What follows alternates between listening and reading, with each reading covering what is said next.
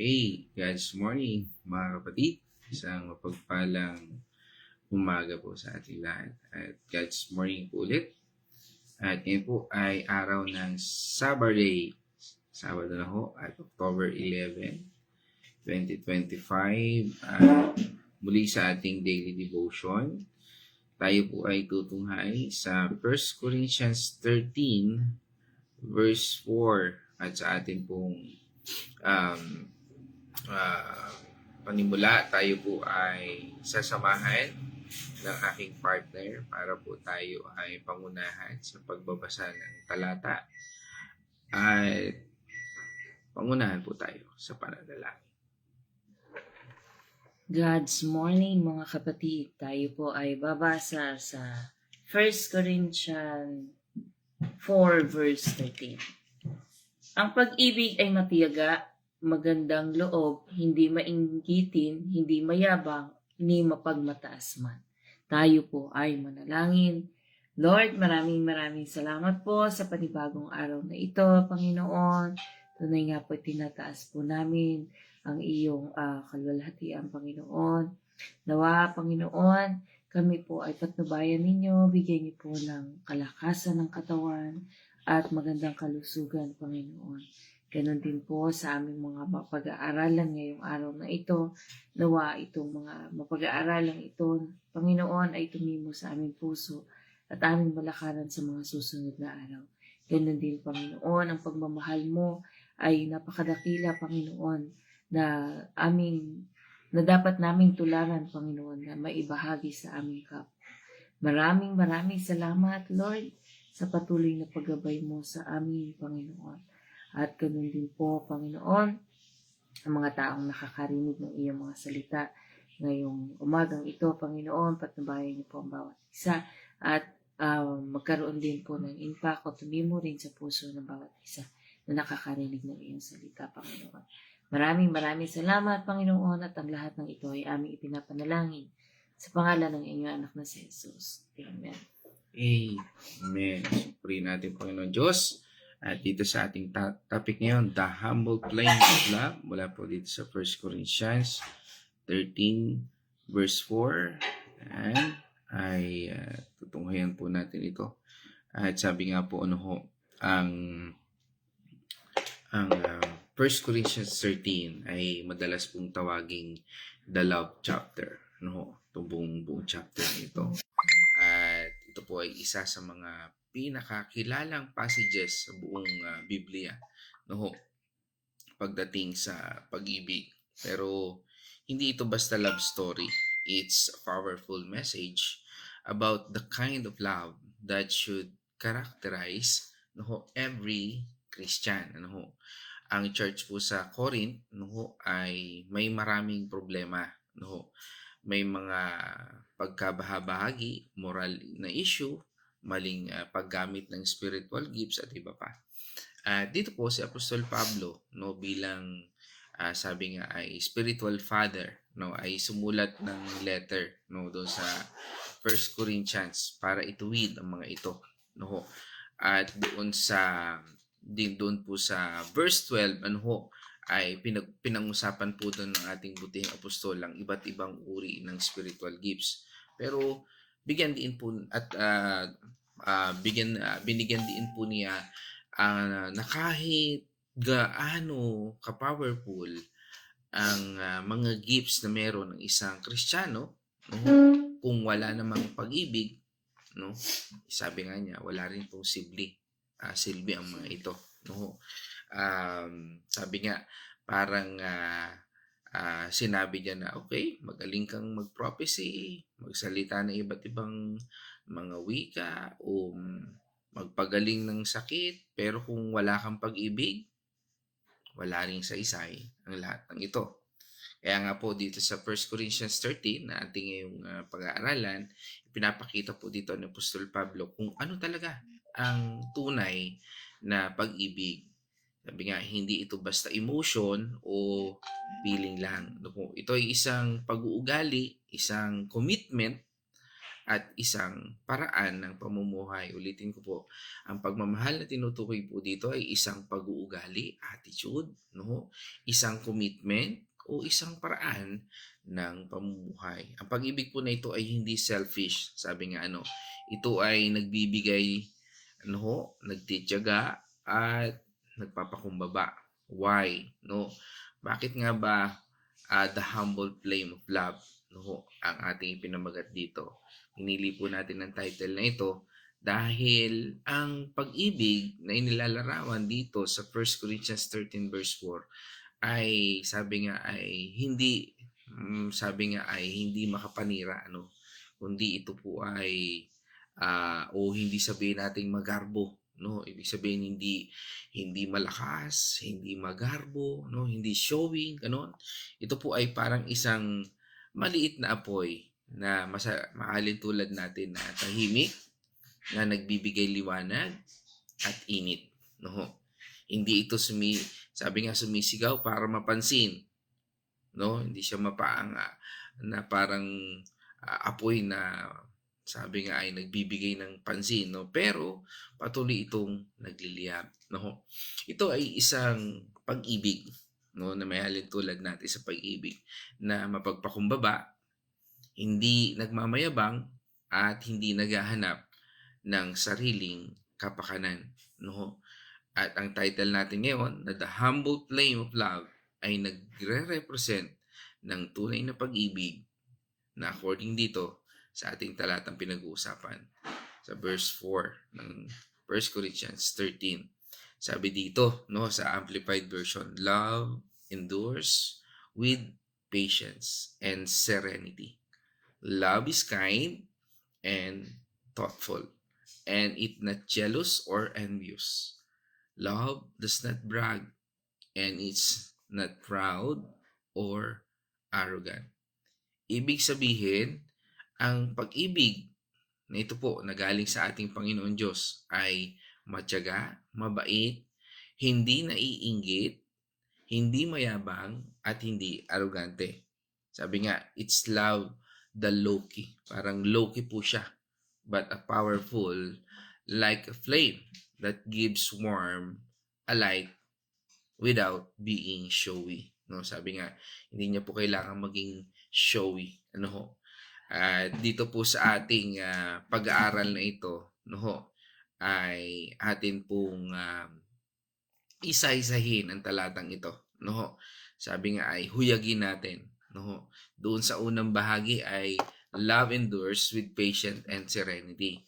Dito po sinasabi ng talata na ang tunay na pag-ibig, ay sabi nga ay nagtiyatiyaga at kalmado. Yan daw po, Pagka nga naman ikaw ay kalmado, makikita natin na you're observing lang, parang relax na relax, Sabi nga hindi nagmamadali at hindi basta-basta nagre-react o sabihin na natin ay nagagalit agad, mabilis na magalit, It understands na may mga trials and imperfections, pero it remains patient, and peaceful.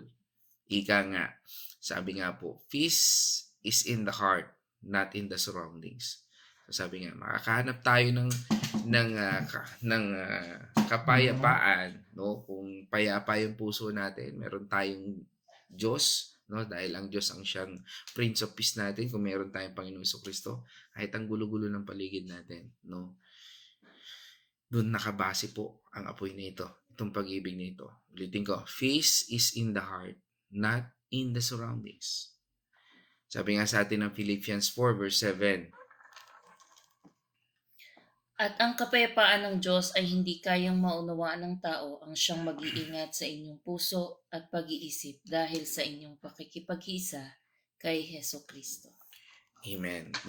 Ang tunay na peace ay galing sa Diyos. Lagi po natin tatandaan yan. Hindi sa kung anong meron ka o wala sa paligid mo. Kahit na sabi nga ay nagkakagulo ang mundo, kung ang puso mo ay protected ng kapayapaan na nagmumula sa ating Panginoong Hesus, magiging kalmado ka pa rin. Yan po ang tinutukoy na peace dito. Sabi nga, doon sa sumunod na talata is love is kind and thoughtful, no? Ang pag-ibig po ay mabait at mapag-isip, no? Hindi siya, sabi nga, it's not just about feeling good, but it's about doing good to others. No, hindi tayo parang feeling good lang. No, I feel good. Di ba?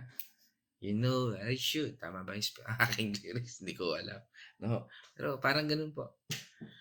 Pero it's about doing good to others. No? Yan po yung sinasabi ng love dito. It involves being considerate of others people.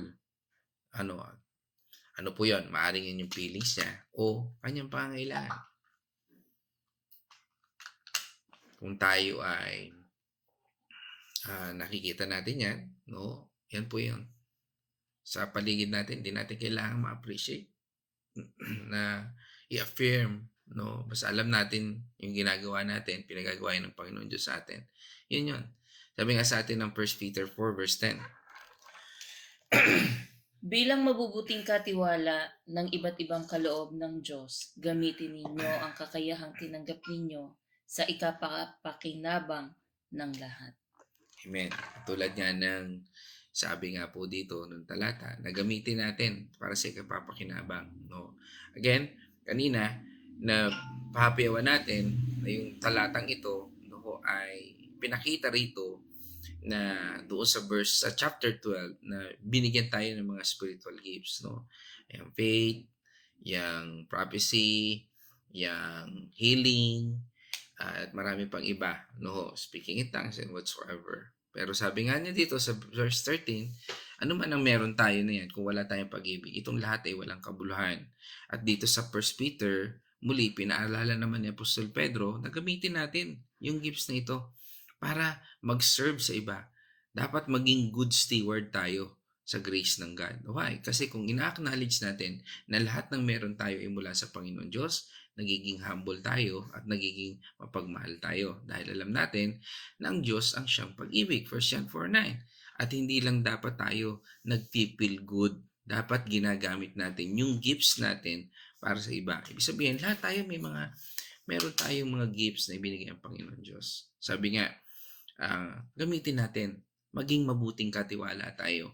Kung tayo ay binigyan ng Panginoon, na meron tayong kamay, paa, gamitin natin for the glory of God. Sabi nga, katulad nga nito, kung meron tayong isang daliri, isang share lang, pindot mo lang share, no? Yan. Magiging katuwang na rin tayo for the glory of God.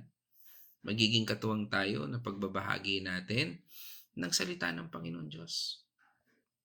Kaya nga sabi dun sa sunod na word, no? Sabi niya doon, is not jealous or envious. No, sabi nga po, ito yon. Ang pag-ibig daw po ay hindi naiinggit. No, it celebrates other people's success instead of feeling bitter. Alam niyo po yung marami yan eh. Pagka yung mga kapatid natin, akala natin, ay, ako, sabi nga parang bitter. Kita mo naman eh. Pero alam mo isang bagay, no? Na isang tao, nahihirapan siyang aminin na isang bagay kasi laging minsan ang tingin niya sa kanyang sarili, lahat ay matuwid. Pero sa ang Diyos, nalalaman niya yung ating puso at laman ng isipan natin eh. Yan yung pagiging bitter. Nabi rin yan dyan sa Proverbs 16 verse 2. No? Ang tao no, ay malimit, niisip niya, lahat ay maganda, no? Pero hindi niya namamalayan na ito pala ay hindi na nakalulugod sa Panginoon. Lalo na kung ang puso natin nandyan ay inggit, galit, and whatsoever. Kaya nga, sabi nga, it celebrates other people's success instead of feeling bitter. Huwag tayong maging bitter. No. Sabi nga, mawawala sa atin yung kapayapaan. Kaya nga sabi rin sa atin at paalala ng Proverbs 14 verse 30. Ang isip na tiwasay ay nagpapahaba ng buhay, ngunit ang kapusukan ay nagbibigay ng kapahamakan. Yun. No, wala sa atin ng kapayapaan, no? Bibigay daw ng kapahamakan. Pero kung mayroong kapayapaan sa atin, no? Yan, nagbibigay sa atin ng mahabang buhay. Pag peaceful ang heart natin, no? Healthy tayo. Pero, pag ang, excuse me po, pag naiinggit tayo, o nandyan yung inggit, parang, sabi nga ay, para na rin tayo nagsusuicide. O sabihin na natin ay nagpapapatay, no? O nagpapakamatay, no? Sabi nga doon ay, hindi dapat tayo bitter. Dapat peaceful ang ating puso. Kaya nga, sa lahat ng desisyon meron tayo, lagi nating hanapin yung kapayapaan. Kaya sabi ng Hebrews 14, no? Huwag tayong matakot daw tayo na hindi makapasok sa kapayapaan ng Diyos, no? Kasi napakahalaga po ng kapayapaan sa buhay natin. Kaya kung meron tayong kapayapaan, it's secure in itself and doesn't need to compare with others. Confident tayo sa lahat ng biyaya ng Panginoon. Confident tayo sa lahat ng pagpapala ng Panginoon Diyos. Hindi tayo nakatingin sa pagpapala ng iba. At kino-question natin, excuse me po, ang mga pagpapalang ito. Bakit hindi binibigay sa atin ni Lord? Bakit siya meron? Bakit ako wala? No, hindi po ganon. Sundan naman ulit natin. Sabi doon sa sunod na talata, love does not brag, and it's not proud or arrogant. No. Dito sinasabi po na ang pag-ibig ay hindi nagyayabang at hindi mayabang. Sabi doon sa Proverbs 16 verse 8. No. 16, Verse 8. 18.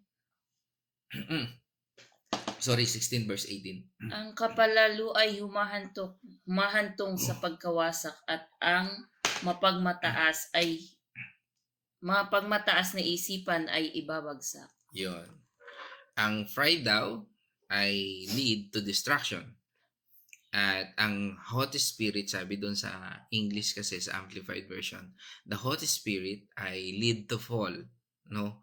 Kaya nga po, ito ay pinag-aaralan natin ngayon upang iwasan na natin. Kung meron tayong puso o may mga ganyan tayo sa ating isipan, sa ating puso, alisin natin. Bakit? Kasi mismo ang Biblia sinasabi, ito yung maglilid sa atin to distraction. At ang Holy Spirit na ito ay lead to fall. So kung ayaw nating mapahamak, huwag tayong maging proud or mayabang. Kung may love tayo, iwasan natin ang pride. Sabi nga, it's humble and doesn't need to show off. Hindi natin kailangan mag-show off. Kasama nga natin ni Lord eh. Ang kailangan lang natin, gawin natin. I-share natin yung gospel. Bahagi natin sa ating mga kapatid ang salita ng Panginoon Diyos. Sabi nga, it recognizes that all good things come from God.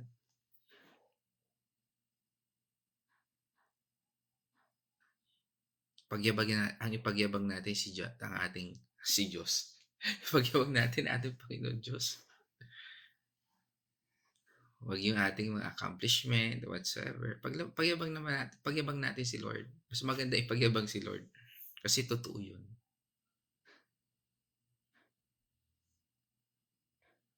Maraming beses, we fail to show this kind of love. Dahil sa mga bad attitude natin. For example, yung impatience, yung ayaw nating maghintay, yung gusto natin lagi tayong nauna, yung gusto natin lagi tayong bida, no?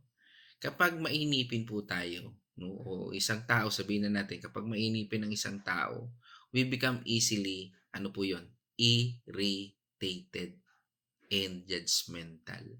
And makikita natin yan, pag merong impatient ang isang tao, irritable yan. Tapos judgmental.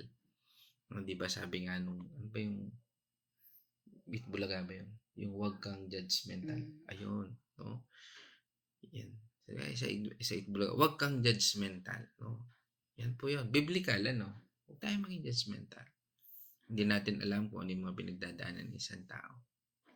Sabi nga, remember, love is patient. Sabi nga, basta't maghintay ka lang. Darating ang panahon. Lalambot din ang pusong yan. Sabi nga, share mo lang na i-share yung gospel. Katulad ng ginagawa natin. No? Share lang tayo na share ng gospel.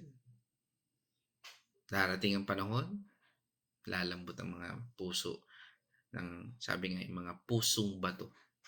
No? Lalambot yan. Dahil ang Panginoon ay, sabi nga, ay um, nagbibigay sa atin, no, ng tunay na pagmamahal. Sabi nga sa atin ng Colossians 3 verse 12. Kaya nga dahil kayong hinirang na dahil kaya nga dahil kayong hinirang ng Diyos, minamahal niya at pinili para sa Kanya, dapat kayong maging mahabagin, mabait, mapagkumbaba, mahinahon, at mapagmatiis. Amen. So sabi, dahil chosen na tayo, pinili na tayo ng ating Panginoon Diyos, dapat magbihis tayo ng sinabanggit na yon. Ano yun? Compassion, kindness, humility, gentleness, and patience. Part po ng pagiging Kristiyano natin ang pagiging patient. Yan po yung Espiritu ng Diyos na dapat nating suotin.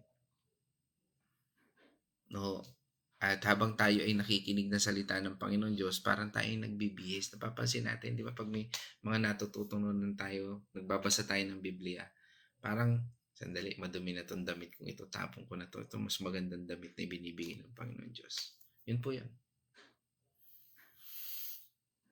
At yung unang binanggit natin, impatience, yan yung mga lumang damit natin. Yan yung mga lumang pagkatao natin na pinapalitan na ngayon ng Panginoon ng patience.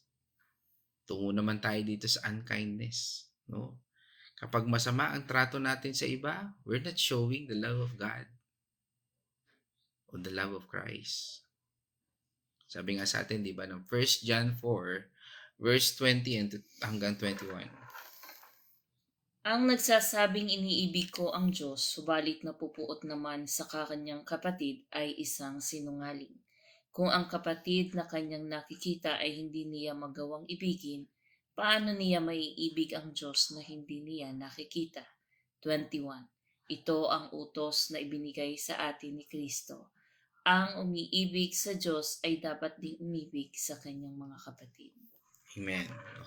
Ibig sabihin, hindi pwedeng sabihin lang natin na mahal natin ang Diyos.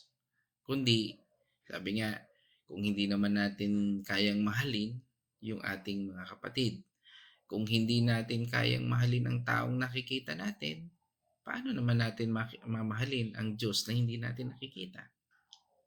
Be kind and thoughtful. Tungo naman tayo sa isang wrong attitude, jealousy and envy. No, sabi nga po, ang jealousy o yung paninibugho at envy ay inggit, no? Yung envy po ay medyo malala na yan eh.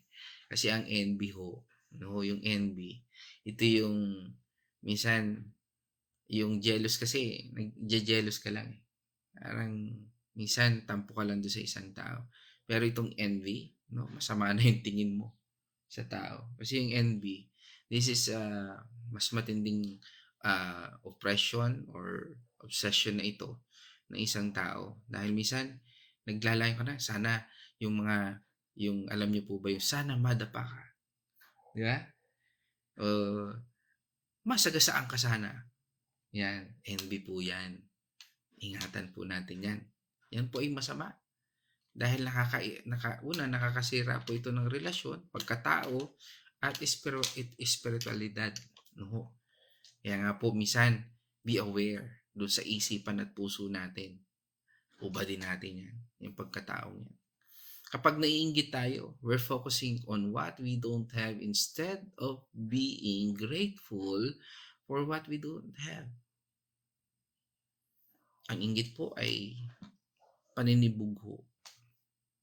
Yan po ay mga lason na sumisira sa ating buhay at relasyon sa iba. Kaya dapat po nating labanan ang mga ito at magsikap na maging kontento, magpasalamat at magmahal sa ating kapwa. Let's begin to celebrate others' victories. Kapag ang kapatid natin, no, katulad ng ating kapatid na si Kuya Chris, no, victory sa amin po yan sa Purpose with Life. Nakalabas na po siya ng ospital. Yahoo! Isang kagalakan po talaga, no? Na nakita natin yun, no? Na po sa ospital si Kuya Chris, makakasama na natin sa anniversary natin, no? And that's victory. No? That's victorious na ating Panginoon, no? At nakakatuwa po yan. Ano pa? Alisin po natin yung pride and arrogance. Kapag mayabang tayo, we're putting ourselves above others. Ang taong mayabang ay madalas na nagmamataas at minamaliit ang iba. Dahil dito, mahirap silang pakisamahan at iwasan. Oh, kaya nga po minsan, iwasan natin yung mga taong ito. At kung ikaw ay mayabang, talagang iniiwasan ka talaga ng mga tao. Walang gusto makipagkaibigan o makipagtrabaho sa isang taong mayabang. Ang kayabangan ay nagiging hadlang para makita ng isang tao ang mga pagkakamali at kahinaan. Dahil feeling niya, perfecto siya. Hindi na siya, sabi nga, ay nagtatangkang magbago o improve. Wala na siyang kailangan i-improve. Tandaan po natin, ang magandang ugali natin, no, sa buhay natin, always, no, put as space for improvement sa buhay natin. Kung mas magaling ka ngayon, pilitin mo mas magaling sa darating na bukas. Always put a space of improvement sa buhay natin. Kung mas maganda ang nagawa mo ngayon, no, huwag nating isipin, nako, ito lang yung sweldo, ito lang yung dapat na bayad. Mas maganda mag-improve tayo kasi yung improvement natin sa ating sarili na yun eh. Hindi na yun mananakaw. Ibig sabihin improvement, may mga natutunan tayo sa buhay natin, no? Sabi nga, mas maganda nga yun eh, di ba? Na bukod doon, sabi nga ay sinwelduhan ka na kahit sa paningin ng iba, no? Yung mga walang kakontentuhan ay maliit, pero imaginein mo, nahuhubog ka naman sa panibagong skill na hindi kayang manakaw sa'yo. Pero darating ang panahon, syempre, mag-earn ka dyan. Sabi nga, pride comes before a fall. Ang taong mayabang ay kampante sa kanyang sariling kakayahan at hindi nag-iingat. Dahil dito, madalas silang nagkakamali at bumabagsak. Dahil sa kayabangan, iniisip ng isang tao na alam na niya ang lahat. Hindi na niya kailangan ang payo ng iba. Ito ay isang malaking pagkakamali dahil madalas ang payo ng iba ay makatutulong sa atin na gumawa ng mas magandang desisyon para sa ating buhay. Sabi nga ng Biblia, no, ang kayabangan ay isa sa mga pinakamasamang kasalanan. Sabi sa atin sa Proverbs 8 verse 13. Ang paggalang at pagsunod kay Yahweh ay naglalayo sa kasamaan. Ako ay namumuhi sa lahat ng kalikuan, sa salitang baluktot at sa diwang makayabang. Kayabangan. Diwang kayabang. Yan, okay? Nasabi po dito ng ating Panginoon Diyos, no, na sabi nga ay ang ating Panginoon Diyos mismo ay sumasalungat sa mga plano, no, ngunit nagbibigay ng biyaya sa mga mapagpakumbaba. No, kung ikay mayabang, sasalungatin ka talaga ng Diyos.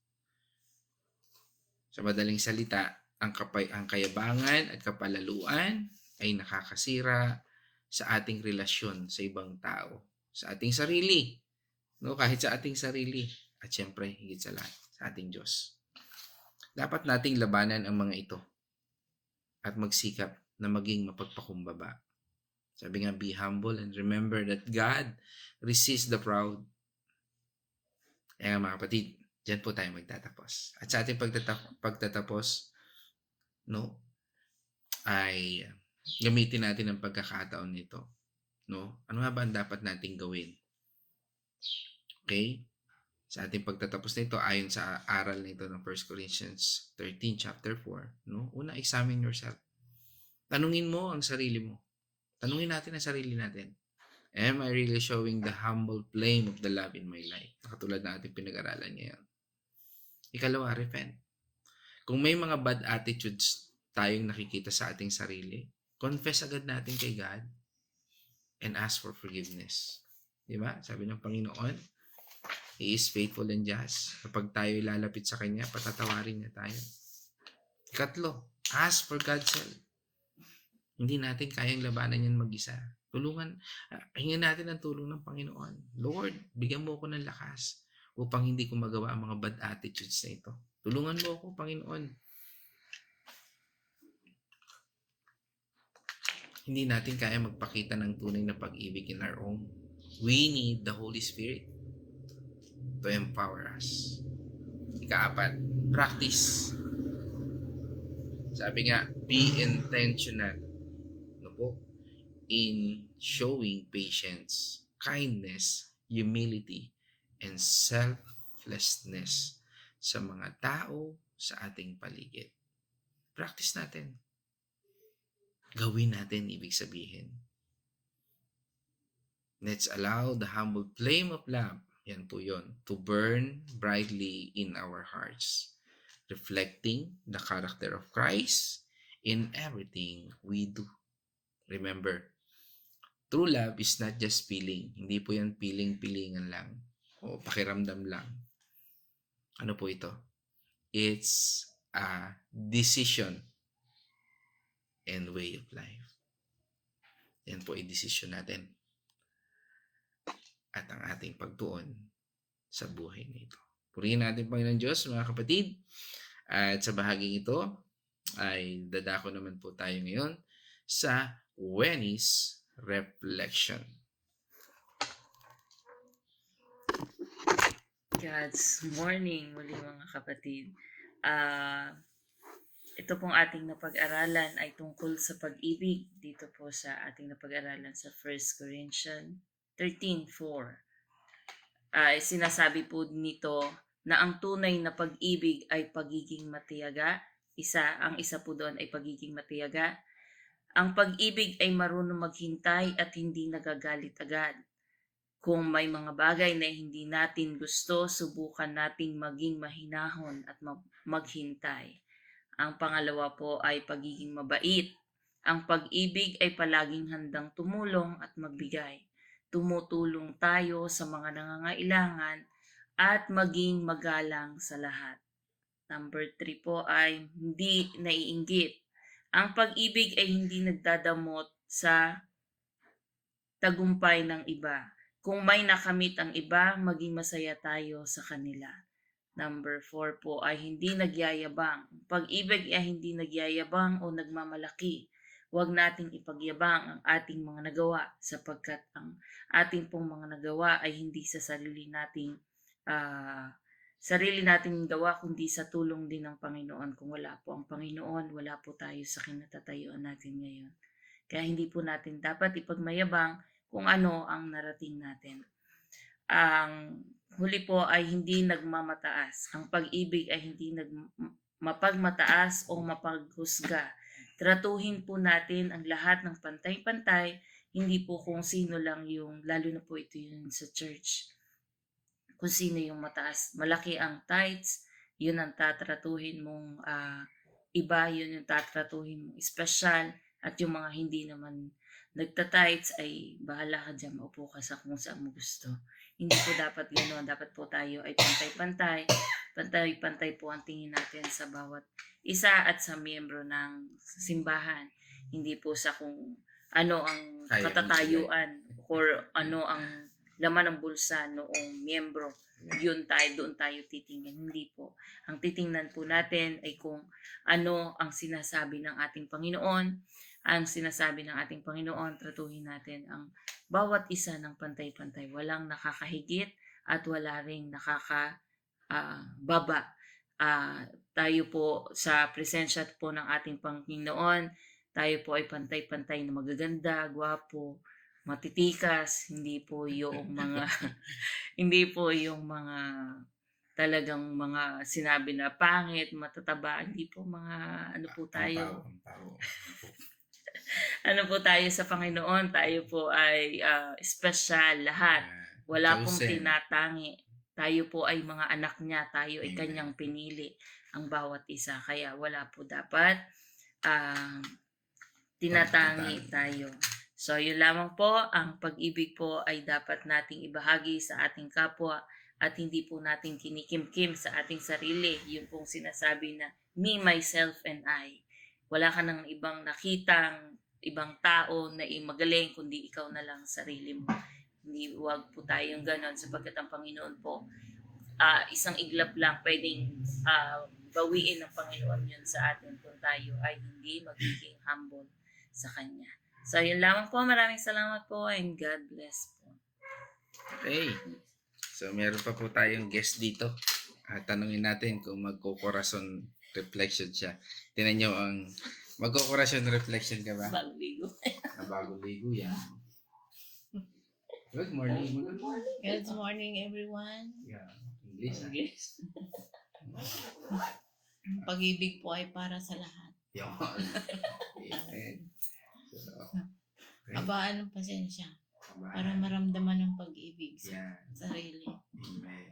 Ano pa? Give love to others. Kala ko give love. Okay, ano pa? Ano pa? Basta, ang pag-ibig ay Love. Galing sa Diyos. patience. Yan. Okay. Okay na? If our love is from God, we have a peaceful life. Oh. Yun. Okay. Ayos na. Paalam ka na sa kanila. God bless. God bless po. Yan. Okay. Kita nyo? Yan ang aking magandang nanay. Diba? Okay, so tayo naman po ay dadako sa ating mga partner online. Oh, yan. Kanina nakita natin to. Pinangunahan po tayo ni Naywini Patual, no? Mula sa Villa Escudero. Yan, sharer po natin yan. Sabihin, mga warrior natin yan. No? Everyone who share the gospel is a warrior of God. At yan, sige po. Yan ating isa sa atin. Mga kasama ngayon, si Naywini Patual dyan sa Villa Escudero. At batiin na natin ang Patual. No, Benaluz family, Malaspas. Yan. At kanindi, kasama rin natin si Ate Cindy Mercado mula po sa Pampanga. Sharer din po natin to. No? God's morning. At ito, syempre, kasama rin natin si ang aking kapatid. No? Wala po siya sa Santa Rosa. Nandito po siya ngayon. Caroline Mercado. Yan, nasa taas po siya. Nasa taas ba siya? Saan ba siya natulog? Okay. Nasa taas pa rin. Okay. So yan, God's morning. At syempre, kasama rin natin ngayon ang ating Kuya Chris, no? Welcome back dito sa labas. Wala na sa ospital, no? Yan, ating Kuya Chris Artillaga. Silang, no? Silang Artillaga family. Yan. Diyan sa Bulacan, Chao. Yan, God's morning. Kuya Chris. Syempre, kasama niya si Ate Marta. No, mamaya dito rin yan. At syempre kasama rin po natin ang Andal Artillaga family. Yan, sharer din po natin. Si Pastora Fe, yan, si Naywini, si Kuya Chris, mga sharer natin yan. At ito, si Naigori, no? Yan, mga warrior natin, no? Yan yung mga nag-share ng ating mga Word of God, no? Si Ate Gori Benaluz, yan. God's morning, no? At kasama rin po natin si sino pa? Ate Nela, yan. Sharer din po natin. Mula po sa Nonoso family. Yan, kasama rin natin. At syempre, itong si Kuya George Pios mula po sa Bacolod City. Yan, God's morning po sa buong Pios family. At sino pa? Yan, syempre, ang ating Ate Carmelin Tanyo mula po sa Azucena Tanyo family. Yan, kasama natin syempre si Brother Arthur, bagamat nasa ano po yan, laging late watching nga lang, ano, kasi ay nasa barko po, no. Siyempre kasama rin diyan ang mga anak niya, yan, si aking mga pamangkin, si Pau and si Jolene, yan. At kasama rin siyempre si Tyrone, no, Azucena, Yan, isama natin na everyday na nakikinig din sa atin. Ano ho?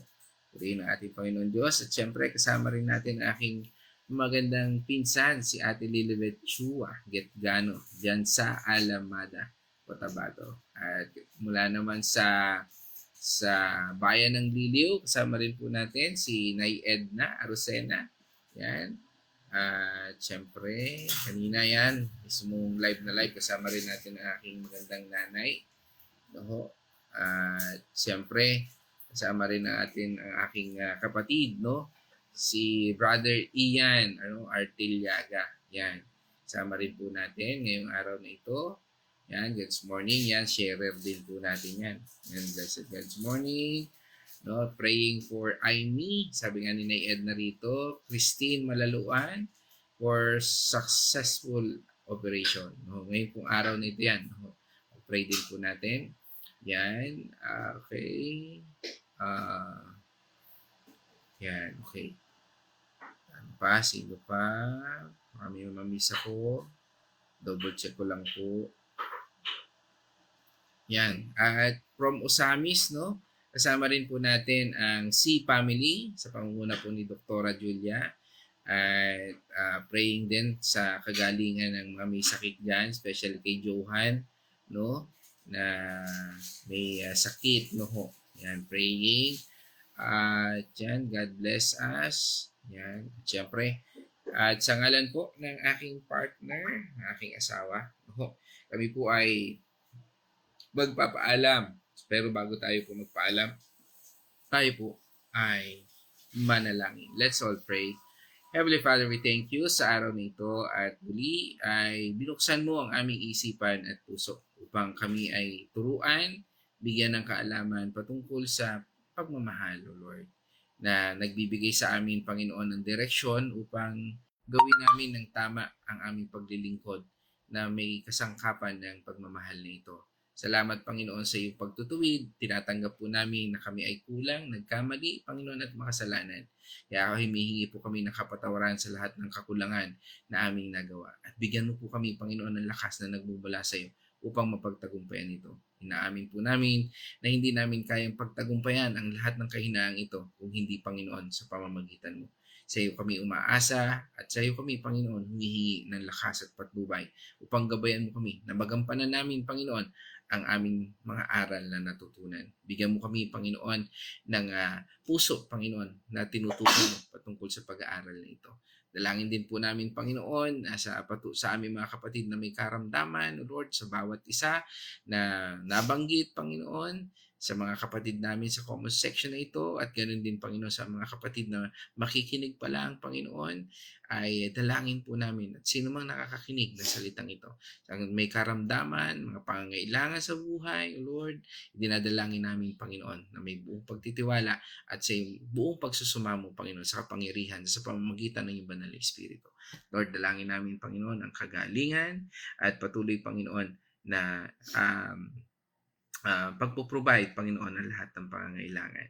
Sa bawat isa, Panginoon, especially ngayon kay Aimee na ngayon po ay magkakaroon po ng operation, ang dalangin po namin, Panginoon, ay ang iyong patnubay at ang gabay. Sa lahat ng hihipo, mga doktor at mga kasangkapan na gagamitin, ang amin pong dalangin, Panginoon, ay ikaw po, Panginoon, ang patuloy na magsilbing gabay ng mga taong ito na mag-ooperate sa Kanya. Ganun din, Panginoon, sa aming Kuya Chris na patuloy pa rin po nagpapalakas at sa lahat po na may karamdaman, Panginoon, ang dalangin po namin, Panginoon, ay ang kapangyarihan ng kagalingan. Naniniwala po kami na ikaw lang ang Diyos ng kagalingan. Salamat po, Panginoon, sa lahat ng ito at sa iyong patnubay at gabay, Panginoon. Salamat din, Panginoon, na sa araw na ito, kami ay nagpupurit, nagpapasalamat dahil sa tagumpay na aming narinig. Ang tagumpay, Panginoon, ng pagmamahal. Mula dito, Panginoon, sa iyong pangalan, sa iyong kapangyarihan at sa iyong kapurihan. Ito po ay aming dalangin, Ama naming Diyos na makapangyarihan, sa pangalan at patnubay ng iyong banal na Espiritu at ng aming Panginoong Jesucristo. Lord, we pray also sa mga affected ng lindol sa Davao at sa Butuan at saan man lugar, O Lord, na ngayon po ay dumaranas mga pamilya, Panginoon. I-comfort mo rin, Panginoon, kung may mga tao na nasawi, Panginoon. Comfort mo po yung pamilya, Panginoon, ng mga ito. Ikaw po ang aming dinadalangin din, Panginoon.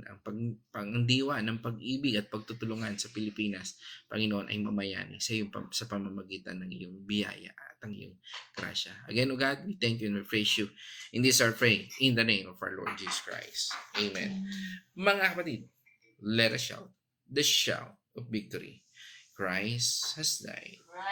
Christ has risen. Christ will come again.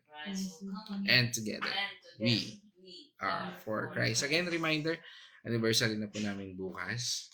Mamaya po ay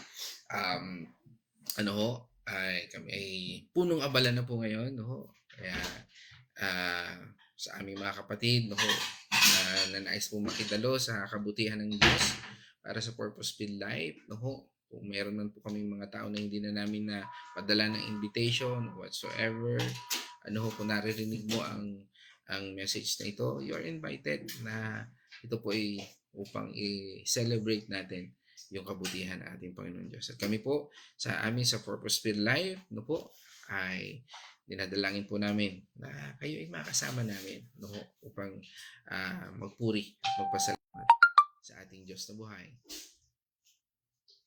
At dyan po tayo nagtatapos, mga kapatid. Purihin ang ating Panginoon Diyos. And God's morning, everyone.